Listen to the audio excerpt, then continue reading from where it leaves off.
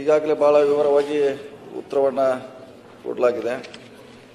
ಮಾನ್ಯ ಸದಸ್ಯರು ಬೇಡಿಕೆ ಬಿದರಿಂದ ಗುಲ್ಬರ್ಗಾ ಜೇವರ್ಗಿ ಮೇಲೆ ಜೇವರ್ಗಿ ಬಳ್ಳಾರಿ ಕನೆಕ್ಟಿವಿಟಿ ಆಗಬೇಕಂತ ಅವರ ಆಶೆ ಆಗಿದೆ. ಸೊ ಈಗಾಗಲೇ ಹೆಚ್ಚು 2 ಲೈನ್ ರಸ್ತೆ ಇದೆ, ಆದಂತ ಅವ್ರು 4 ಲೈನ್ ರಸ್ತೆ ಆಗಬೇಕಂತ ತಮ್ಮ ಬೇಡಿಕೆ ಇದೆ.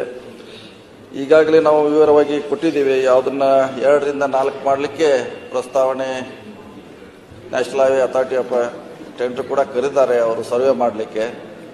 ಸೊ ಇನ್ನು ಪ್ರಮುಖವಾಗಿ ಇದು ಎಷ್ಟು ವಾಹನ ಓಡಾಡ್ತಾ ಅದ್ರ ಮೇಲೆ ವೈಡ್ನಿಂಗ್ ಅನ್ನ ನ್ಯಾಷನಲ್ ಹೈವೇ ಅವ್ರು ತಗೋತಾರೆ. ಈಗ ಇದೆಲ್ಲ ಹೆಚ್ಚು ಕಮ್ಮಿ 10,000 ಒಳಗಡೆ ಇರೋದ್ರಿಂದ ಇದು 4 ಲೈನ್ ಮಾಡಲಿಕ್ಕೆ ಆಗಿಲ್ಲ. 10,000 ಮೇಲ್ಗಡೆ ಬಂದ್ರೆ ಇದು ನ್ಯಾಚುರಲ್ ಆಗಿ 4 ಲೈನ್ ಮಾಡಲಿಕ್ಕೆ ಅವಕಾಶ ಇದೆ.